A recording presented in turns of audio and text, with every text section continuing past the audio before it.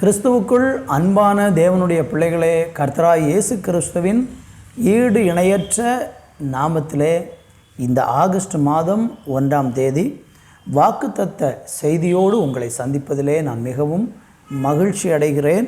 இந்த நாளிலே இந்த மாதத்திற்கென்று கர்த்தர் நமக்கு கொடுக்கிற வாக்குத்தத்த செய்தியை இப்பொழுது நம்ம தியானிக்க போகிறோம். யோவான் சுவிசேஷம் 15ஆம் அதிகாரம் அதனுடைய 11வது வசனத்தை நான் வாசிக்கிறேன். என்னுடைய சந்தோஷம் உங்களில் நிலைத்திருக்கும்படிக்கும் உங்கள் சந்தோஷம் நிறைவாயிருக்கும்படிக்கும் இவைகளை உங்களுக்கு சொன்னேன். அன்பு தேவ பிள்ளைகளே, கர்த்தர் இந்த மாதத்திலே நமக்கு வாக்குத்தத்தமாய் சொல்லக்கூடிய தேவனுடைய வார்த்தை என்னவென்றால், என்னுடைய சந்தோஷம் உங்களுக்குள் நிலைத்திருக்கும்படிக்கும் உங்களுடைய சந்தோஷம் நிறைவாயிருக்கும்படிக்கும் உங்களுக்கு சொன்னேன், இவைகளை உங்களுக்கு சொன்னேன் என்று இயேசு சொல்லுகிறதை பார்க்கிறோம். இந்த வசனத்தில் நம்ம தியானிக்கும் போது ஆண்டவர் உங்களுடைய சந்தோஷம் நிறைவாக இருக்கும்படி இவைகளை உங்களுக்கு சொன்னேன் என்று சொல்லுகிறார். அப்படியானால் அங்கு ஒரு கேள்வி வருகிறது, ஆண்டவர் என்ன சொல்லுகிறார்? இந்த மாதம் நம்மை தேவன் சந்தோஷமாக அவருடைய சந்தோஷத்தினாலே நம்மளை நிரப்பி அவருடைய சந்தோஷம் நமக்குள்ளே நிலைத்திருக்கும்படியாக கட்டாயம் செய்ய போகிறார். கர்த்தருக்கு மகிமை.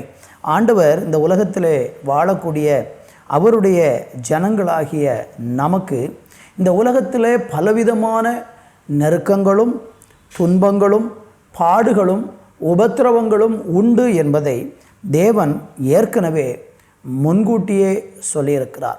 அதே யோவான் சுவிசேஷத்திலே 16ஆம் அதிகாரத்தில் நம்ம வாசிக்கும்போது அதனுடைய 33வது வசனம் சொல்லுகிறது, என்னிடத்தில் உங்களுக்கு சமாதானம் உண்டாயிருக்கும் பொருட்டு இவைகளை உங்களுக்கு சொன்னேன். அப்படி இங்கேயும் ஆண்டவர் சமாதானம் உண்டாயிருக்கும் பொருட்டு உங்களுக்கு இதை சொன்னேன் அப்படி என்று ஆண்டவர் சொல்லுகிறார்.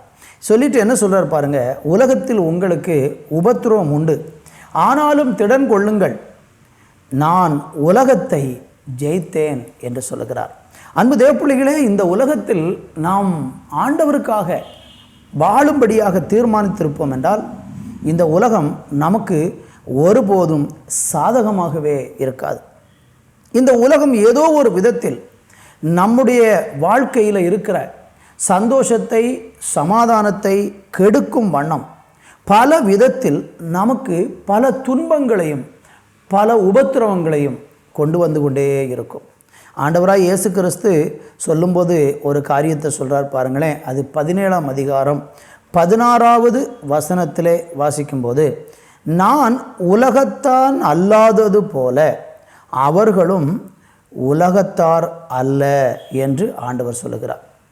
இங்கே நீங்கள் கவனித்து பார்த்தீங்கன்னா தெரியும், நம்ம யாருமே இந்த உலகத்தார் அல்ல. இந்த உலகத்தாராக நாம் இருப்போம் என்று சொன்னால் இந்த உலகம் நமக்கு நிறைய சாதகமான காரியங்களை செய்யும். நானும் நீங்களும் இந்த உலகத்துக்குரியவர்கள் அல்ல, தேவனுக்குரியவர்களாக இருக்கிறோம். எனவே இந்த உலகம் நமக்கு சாதகமில்லாத ஒரு சூழ்நிலையில் இருக்கும்போது இந்த உலகம் நமக்கு கொடுக்கக்கூடியவைகள் எல்லாமே துன்பமும் துயரமும் வேதனைகளும் நெருக்கங்களையுமே நமக்கு கொடுக்கும். ஆனால் அப்படிப்பட்ட சூழ்நிலையில் நம்மளை ஆண்டவர் சந்தோஷமாக வைப்பேன் என்று நமக்கு வாக்கு பண்ணுகிறார். அதுதான் நமக்கு கிடைக்கிறதுல ஒரு பெரிய பாக்கியமாக இருக்கிறது. இன்னொரு வசனத்தை கூட நான் உங்களுக்கு சொல்ல விரும்புகிறேன். 16ஆம் அதிகாரம் 20வது வசனம் சொல்லுகிறது, மெய்யாகவே மெய்யாகவே நான் உங்களுக்கு சொல்லுகிறேன், நீங்கள் அழுது புலம்புவீர்கள், உலகமோ சந்தோஷப்படும், நீங்கள் துக்கப்படுவீர்கள், ஆனாலும் உங்கள் துக்கம் சந்தோஷமாக மாறும். என்னை கவனிக்கிற அன்பு தேவனுடைய பிள்ளைகளே, ஆண்டவராகிய தேவன் நமக்கு சொல்லுகிறதை கவனியுங்க. இந்த உலகம் என்ன செய்யுமா, நீங்கள் அழுது புலம்புவீர்கள், நம்மளை பற்றி சொல்கிறார். உலகம் சந்தோஷப்படும், ஆனால் உலகம் சந்தோஷப்படும், நீங்கள் துக்கப்படுவீர்கள். ஆண்டவர் சொல்லிட்டு சொல்கிறாரு, உங்கள் துக்கம் சந்தோஷமாக மாறும். இந்த உலகம் நமக்கு நிறைய வேதனைகளை கொடுக்கிறது, நிறைய துன்பங்களை கொடுக்கிறது. இயேசுவுக்காக வாழ்வது என்பது இந்த உலகத்தில் ஒரு பெரிய சவாலான காரியமாக இருக்கிறது. பலவிதமான நெருக்கத்தின் மத்தியில் நீதியாக வாழ வேண்டும், உண்மையாக வாழ வேண்டும், கடவுளுக்காக வாழ வேண்டும் என்று நாம் சிந்தித்து யோசித்து ஆண்டவருக்காக வாழ தீர்மானம் எடுக்கும்போது இந்த உலகம் நம்மளை பகைக்கிறது. இந்த உலகம் நம்மளை பகைக்கவும், இந்த உலகம் நமக்கு தீமை செய்கிறதுனால நமக்கு ஏற்படக்கூடிய துக்கமும், நமக்கு ஏற்படக்கூடிய உபத்திரவமும், நமக்கு ஏற்படக்கூடிய புலம்பல்களையும் ஆண்டவர் சொல்லுகிறார், சந்தோஷமாக மாற பண்ணுவேன் என்று ஆண்டவர் நமக்கு வாக்கு பண்ணுகிறார். எனவே இந்த நாளில் உங்கள் வாழ்க்கையில் நீங்கள் பலவிதமான நெருக்கத்தின் மத்தியில், பாடுகள் மத்தியில், உபத்திரவத்தின் மத்தியில் கடந்து போகிறீர்கள் என்றால் இந்த ஆகஸ்ட் மாதத்திலே கர்த்தர் உங்களுக்கு வாக்குத்தத்தமாக சொல்லுகிறார், உங்கள் துக்கம் சந்தோஷமாக மாறும் என்று வார்த்தையை கொடுக்கிறார். என்னுடைய சந்தோஷம் உங்களிலே நிலைத்திருக்கும்படிக்கும், உங்கள் சந்தோஷம் நிறைவாயிருக்கும்படிக்கும் இவைகளை சொன்னேன் என்று சொன்னாரே. ஆண்டவருடைய சந்தோஷத்தை ஆண்டவர் நமக்கு தந்து நம்மை ஆசீர்வதிக்க போகிறார். கர்த்தருக்கு மகிமை உண்டாவதாக. இன்னொரு வசனத்தை கூட பாருங்க. அதே யோவான் சுவிசேஷத்தில் 15ஆம் அதிகாரம் அதனுடைய 18வது வசனம் இப்படியாக சொல்லுகிறது, உலகம் உங்களை பகைத்தால் அது உங்களை பகைக்கிறதற்கு முன்னே என்னை பகைத்தது என்று அறியுங்கள் என்று ஆண்டவர் சொல்லுகிறார். அடுத்த வசனம், நீங்கள் உலகத்தாராய் இருந்தால் உலகம் தன்னுடையதை சிநேகித்திருக்கும். நீங்கள் உலகத்தாராய் இராதபடியினாலும் நான் உங்களை உலகத்திலிருந்து தெரிந்து கொண்டபடியினாலும் உலகம் உங்களை பகைக்கிறது. அருமை தேவ பிள்ளைகளே, தேவனுக்காக வாழும்போது இந்த உலகம் நமக்கு சாதகமாகவே இருக்காது. இந்த உலகம் நம்மளை பகைக்கும். நீங்கள் தேவனுக்காக வாழுவதை இந்த உலகம் பரிகாசிக்கும். நீங்கள் தேவனுக்காக வாழ வேண்டும் என்று விரும்புகிறதை இந்த உலகம் விரும்பாது. உங்களை எப்படி ஆகிலும் பாவத்தில் இழுத்து பாவ இச்சைகளில் விளைவைத்து நீங்கள் பாவத்துக்கு அடிமையாகி இந்த உலகத்தாரோடு கூட நீங்களும் அந்த பயங்கரமான அழிவை அடைவதற்கு இந்த உலகத்தில் உங்களுக்கு பலவிதமான உபத்திரவங்களும் நெருக்கங்களும் உண்டாய்கொண்டே இருக்கும். ஆனால் அதன் நடுவிலே ஆண்டவராகிய தேவன் உங்களுக்கும் எனக்கும் வாக்கு பண்ணுவது என்ன? ஒரு பெரிய சமாதானத்தை, ஒரு பெரிய சந்தோஷத்தை கர்த்தர் நமக்கு வைத்திருக்கிறார். ஒருவேளை இன்றைக்கு நீங்கள் துயரப்படுவீர்கள் என்றால், இன்றைக்கு நீங்கள் புலம்புவீர்கள் என்றால், இன்றைக்கு நீங்கள் துக்கப்படுவீர்கள் என்றால் கர்த்தர் சொல்லுகிறார், உங்கள் துக்கத்தை அவர் சந்தோஷமாக மாற்றுவாராம். அந்த வசனத்தில் யோவான் சுவிசேஷம் 16ஆம் அதிகாரத்தில் அதனுடைய 20வது வசனத்தில் தானே நம்ம படித்தோம், உங்கள் துக்கம் சந்தோஷமாய் மாறும் என்று. அதுக்கு ஆண்டவர் ஒரு விளக்கம் கொடுக்கிறார். எப்படி எப்பொழுது அந்த துக்கம் சந்தோஷமாக மாறுமாம். 21வது வசனத்தை வாசிக்கிறேன். ஸ்திரீயானவளுக்கு பிரசவ காலம் வந்திருக்கும் போது அவள் துக்கமடைகிறாள். பிள்ளை பெற்ற உடனே ஒரு மனுஷன் உலகத்தில் பிறந்தான் என்று சந்தோஷத்தினால் அப்புறம் உபத்திரவத்தை நினையாள். அடுத்த வசனம், அதுபோல நீங்களும் இப்பொழுது துக்கமடைந்திருக்கிறீர்கள். நான் மறுபடியும் உங்களை காண்பேன், அப்பொழுது உங்கள் இருதயம் சந்தோஷப்படும், உங்கள் சந்தோஷத்தை ஒருவனும் உங்களிடத்திலிருந்து எடுத்து போட மாட்டான். அன்பு தேவ பிள்ளைகளே, அழகாக அந்த உங்கள் துக்கம் சந்தோஷமாக மாறும் என்கிற அந்த வார்த்தைக்கு அது எப்போ மாறும், எப்படி மாறும் என்று விளக்கம் கொடுத்திருக்கிறார். அருமையான ஒரு வேத பகுதி. ஒரு ஸ்திரீ என்ன செய்கிறாள்? அவருக்கு பிரசவ காலம் வந்திருக்கும் போது அவர் ரொம்ப துக்கப்படுகிறார். காரணம், அந்த குழந்தையை பெற்றெடுக்கிறதுக்கு அவ்வளவு வேதனையை அவள் சகிக்க வேண்டியது இருக்கிறது, பாடுகளை சகிக்க வேண்டியிருக்கிறது, வருத்தத்தை சகிக்க வேண்டியது இருக்கிறது. அவளுடைய சரீரம் முழுவதும் வேதனைப்படுகிறது. அந்த பிரசவ வேதனை என்று சொல்லும்போது ஸ்திரீகளுக்கு இருக்கிறதிலே பயங்கரமான ஒரு வேதனை பிரசவ வேதனையாக இருக்கிறது. அந்த பிரசவ வேதனை அவள் படும் பொழுது அந்த வேதனையை கர்த்தர் எப்படி மாத்திராளாம்? பிள்ளை பெற்ற உடனே ஒரு மனுஷன் உலகத்தில் பிறந்தான் என்று சந்தோஷத்தினால் அப்புறம் உபத்திரவத்தை நினையாள். தேவனுடைய பிள்ளைகளுடைய வாழ்க்கையில் வரக்கூடிய துக்கம், தேவனுடைய பிள்ளைகளுடைய வாழ்க்கையில் வரக்கூடிய வேதனைகள், வருத்தங்கள் எல்லாம் மறக்க பண்ணும்படியாக அது அந்த நேரத்தில் உங்களுக்கு வேதனையை கொண்டு வரும். ஆனால் பிற்காலத்திலே உங்களுக்கு அந்த உபத்திரவத்தை நீங்கள் நினையாமல் ஆண்டவர் கொடுக்கிற அந்த சந்தோஷம் உங்களுக்குள் வரும்போது அந்த துக்கமெல்லாம் மறந்து போகும் வண்ணமாக கர்த்தர் உங்களுடைய துக்கத்தை அவர் சந்தோஷமாக மாற்றுகிறார். கர்த்தருக்கு மகிமை. அதுபோல நீங்களும் இப்பொழுது துக்கம் அடைந்திருக்கிறீர்கள். அன்பு தேவ பிள்ளைகளே, இந்த வார்த்தையை கேட்கிற நீங்கள் கடந்த சில காலங்களாக துக்கம் அனுபவித்துக் கொண்டிருக்கிறீர்களா? வேதனை அனுபவித்துக் கொண்டிருக்கிறீர்களா? பாடுகள் மத்தியில் கடந்து போய் கொண்டிருக்கிறீங்களா? உபத்திரவம் தாங்க முடியாமல் இந்த உலகம் உங்களுக்கு சாதகமாக இல்லை. வேலைக்கு போகிற இடத்துல உபத்திரவம், படிக்கிற இடத்துல உங்களுக்கு உபத்திரவம், உங்கள் வீட்டுக்குள்ளேயே உங்களுக்கு உபத்திரவமும் பாடுகளும் நெருக்கங்களும் வருகிறது நிமித்தம் துக்கத்தை மனதிலே சுமந்து கொண்டு திரிகிறீர்களா? உங்களுடைய முகத்தில் சந்தோஷமே இல்லாமல் போயிற்றா? நீங்கள் சந்தோஷமற்ற ஒரு நிலையில் இருக்கிறீர்களா? ஆவியானவர் கர்த்தருடைய வார்த்தையை கொண்டு நமக்கு சொல்லுகிறார். வேதம் சொல்லுகிறது, நான் மறுபடியும் உங்களை காண்பேன். அங்கே 22 வசனம் சொல்லுகிறது, நான் மறுபடியும் உங்களை காண்பேன், அப்பொழுது உங்கள் இருதயம் சந்தோஷப்படும். ஆண்டவர் நீ உபத்திரவப்பட்ட இடத்தில் உன்னை சந்திக்கும்படியாக வரப்போகிறார். அந்த இடத்திற்கு வந்து அவர் உன்னை காண்பார், உன்னை சந்திப்பார். நீ துக்கப்பட்டதற்கெல்லாம் சேர்த்து, நீ துன்பப்பட்டதுக்கெல்லாம் சேர்த்து, நீ வேதனை அனுபவித்ததற்கு எல்லாம் சேர்த்து ஆண்டவர் உன்னை சந்திக்கிற ஒரு நேரம். வேதம் சொல்லுகிறது, உங்கள் சந்தோஷத்தை ஒருவனும் உங்களிடத்திலிருந்து எடுத்து போட முடியாது. அன்பு தேவனுடைய பிள்ளைகளே, கர்த்தருடைய ஜனம், கர்த்தருடைய பிள்ளைகளாக இன்றைக்கு நீங்கள் உங்கள் வாழ்க்கையை ஒப்புக் கொடுத்திருக்கிறீர்கள் என்றால், அல்லது இந்த வார்த்தையை கேட்கிற நீங்கள் உபத்திரவும் வேதனையில் வாழ்ந்து கொண்டிருக்கிறீங்க, கர்த்தர் யாரென்று கூட உங்களுக்கு தெரியாமல் இருக்கலாம். ஆனால் இன்றைக்கு கர்த்தராய் இயேசு கிறிஸ்துவை உங்கள் வாழ்க்கையில் ஏற்றுக்கொண்டு பாருங்கள். பாடுகளில் இருக்கிற உங்களுடைய வாழ்க்கையிலே, துயரத்தில் இருக்கிற உங்களுடைய வாழ்க்கையிலே அந்த வேதனைகளை எல்லாம் இயேசு கிறிஸ்து நிச்சயமாக மாற்றி உங்களுக்கு ஒரு மகிழ்ச்சியை அவர் வாக்கு பண்ணுகிறார்.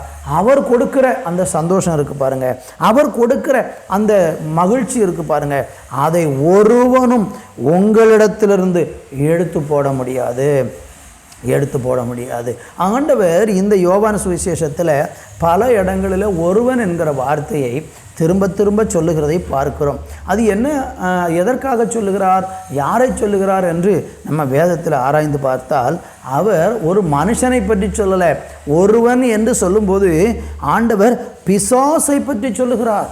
பிசாசு இந்த உலகத்தில் மனுஷனுடைய சமாதானத்தை கெடுக்கிறான். இந்த வார்த்தையை கேட்கிற நீங்கள் இன்றைக்கு துக்கப்பட்டு கொண்டு இருக்கிறீர்கள் என்றால், உங்களுடைய துக்கத்துக்கு காரணம் தேவன் அல்ல, உங்களுடைய வேதனைக்கு காரணம் தேவன் அல்ல, உங்களுடைய வருத்தத்திற்கும் உங்களுடைய சஞ்சலத்திற்கும் உங்களுடைய புலம்பலுக்கும் காரணம் தேவன் அல்ல, அது பிசாசு தான் அதை உங்களுடைய உள்ளத்தில் உங்களுடைய வாழ்க்கையில் செயல்படுத்தி கொண்டிருக்கிறான். அந்த பிசாசனுடைய கிரியைகளை என் தேவனாகிய கர்த்தர் அழித்து நிர்மூலமாக்கி போட்டு உங்களை இந்த உபத்திரவத்திலிருந்து நிச்சயமாக விடுதலையாக்கி உங்களை சந்தோஷப்படுத்துவேன் என்று இன்றைக்கு அவர் உங்களுக்கு வாக்கு பண்ணுகிறார். கர்த்தருக்கு மகிமை உண்டாகட்டும். அந்த சந்தோஷத்தை ஆண்டவர் நமக்கு எப்படி தருகிறாராம் பாருங்கள். அதே யோவான் சுவிசேஷத்தில் 14ஆம் அதிகாரம் 27வது வசனம் இப்படி சொல்லுகிறது, சமாதானத்தை உங்களுக்கு வைத்து போகிறேன், என்னுடைய சமாதானத்தை உங்களுக்கு கொடுக்கிறேன், உலகம் கொடுக்கிற பிரகாரம் நான் உங்களுக்கு கொடுக்கிறதில்லை, உங்கள் இருதயம் கலங்காமலும் பயப்படாமலும் இருப்பதாக. என் அன்பு தேவனுடைய பிள்ளைகளே, இந்த வார்த்தையை நீங்கள் கவனித்து பாருங்கள். ஆண்டவர் சொல்கிறாரு, சமாதானத்தை நான் உனக்கு வைத்து விட்டு போகிறேன் அப்படி சொல்கிறார். இந்த பூமியில் இயேசு நமக்காக வைத்து விட்டு போனது என்ன தெரியுமா? அவருடைய சமாதானம். அந்த சமாதானம் எப்படிப்பட்டது? உலகம் கொடுக்கிற பிரகாரம் கொடுக்கிற ஒரு சமாதானம் அல்ல, என்னுடைய சமாதானத்தை உங்களுக்கு நான் வைத்து விட்டு போகிறேன் அப்படிங்கிறார். உலகத்தில் நீங்கள் ஆறுதலுக்காக, சமாதானத்துக்காக மனிதர்களை தேடி இருக்கலாம், பல வழிகளை தேடி இருக்கலாம். சமாதானம் பெறுவதற்கு எத்தனையோ வழிகளில் போய் சமாதானத்தை பெற்றுக்கொள்ள நீங்கள் முயற்சித்திருக்கலாம். ஆனால் நீங்கள் எடுத்த முயற்சியிலே ஒன்றும் உங்களுக்கு சமாதானத்தை பெற முடியாமல் இருந்திருக்கலாம். ஆனால் கர்த்தர் கொடுக்கிற சமாதானம் உலகம் கொடுக்கிற சமாதானம் அல்ல. அந்த சமாதானம் கொஞ்ச நேரம் இருக்கும், அப்புறம் உங்களை விட்டு மறைந்து விடும். ஆனால் தேவன் கொடுக்கிற சமாதானம் அப்படி அல்ல. அது எப்பொழுதும் நம்மோடு கூட இருக்கிற ஒரு சமாதானம், நிலையாக இருக்கிற ஒரு சமாதானம், நிலைத்திருக்கிற ஒரு சமாதானம். அந்த சமாதானத்தை தேவன் நமக்கு கொடுத்து விட்டால் அதை யாரும் ஒருவனும் எடுத்துக்கொள்ள முடியாத அளவுக்கு அந்த சந்தோஷத்தை ஆண்டவர் உங்கள் இருதயத்துக்குள்ளே வைத்து உங்களை இந்த மாதத்தில் மகிழ பண்ணுவேன் என்று வாக்கு பண்ணுகிறார்.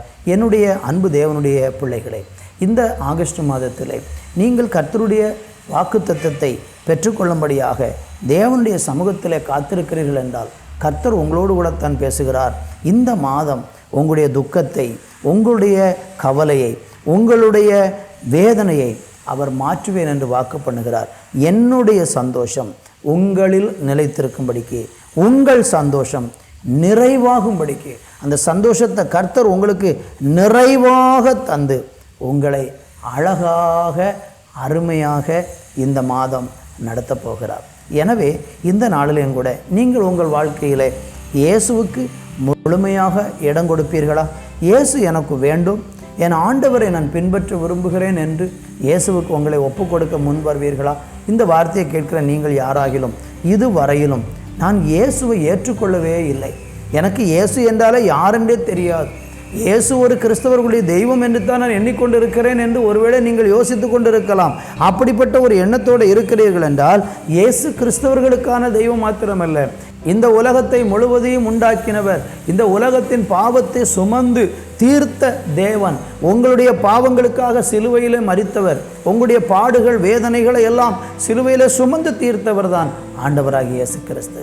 இந்த இயேசு கிறிஸ்துவை இன்றைக்கு ஏற்றுக்கொண்டு அவரை பின்பற்ற நீங்கள் முன் வந்தால் கர்த்தருடைய வார்த்தை சொல்லுகிறது, உங்கள் சந்தோஷம் நிலைத்திருக்கும்படிக்கும், உங்கள் சந்தோஷம் நிறைவாயிருக்கும்படிக்கும் இவைகளை சொன்னேன் என்ற வார்த்தையின்படி அவருடைய சந்தோஷத்தினாலும் சமாதானத்தினாலும் உங்களை நிரப்புவார். நீங்கள் கர்த்தருக்குள் மகிழ்ச்சியாக இருப்பீர்கள். கர்த்தர் உங்களை ஆசீர்வதிப்பாராக. நான் உங்களுக்காக ஜெபிக்கப் போகிறேன். இன்றைக்கு நாம் கண்களை மூடி தேவனை நோக்கி நாம் ஜெபிப்போம். நல்ல தகப்பனே, இந்த அருமையான வேலைக்காக ஸ்தோத்திரம். இந்த வார்த்தையை கேட்டுக்கொண்டிருக்கிற ஒவ்வொரு பிள்ளைகளுக்காக ஜெபிக்கிறேன். இருதயத்தில் சந்தோஷம் இல்லாமல், மகிழ்ச்சி இல்லாமல், துக்கத்தோடு வாழ்ந்து கொண்டிருக்கிற உம்முடைய பிள்ளைகளுடைய இருதயத்திலே ஆண்டவரே உம்முடைய சமாதானத்தை, உம்முடைய சந்தோஷத்தை இப்பொழுதே என் தேவன் நிறைவாய் உம்முடைய பிள்ளைகளுக்கு கட்டளையிட்டு கொடுத்து ஆசீர்வதித்து கனப்படுத்துகிறார். இயேசுவின் நாமத்தில் ஜெபிக்கிறோம் எங்கள் நல்ல பிதாவே, ஆமென். அன்பானவர்களே, கர்த்தருடைய வேதம் குறைவற்றதும் ஆத்துமாவை உயிர்ப்பிக்கிறதுமாய் இருக்கிறது என்று நாம் வேதத்தில் வாசிக்கிறோம். இன்றைக்கு நீங்கள் பார்த்த சத்தியமும் உங்கள் ஆவி, ஆத்துமா, சரீரத்தை நிச்சயமாக உயிர்ப்பிக்கும் என்பதில் எவ்வளவேனும் சந்தேகம் இல்லை. மீண்டும் அடுத்த வார நிகழ்ச்சிக்காக ஜெபத்துடனும் எதிர்பார்ப்புடனும் காத்திருப்போம். கர்த்தர் உங்களை ஆசீர்வதிப்பாராக. ஆமேன். Our address: Revival Christian Assembly Ministries, 17/3, Brainagar 2nd Street East, Chuchagurin. Contact 944 277 8986.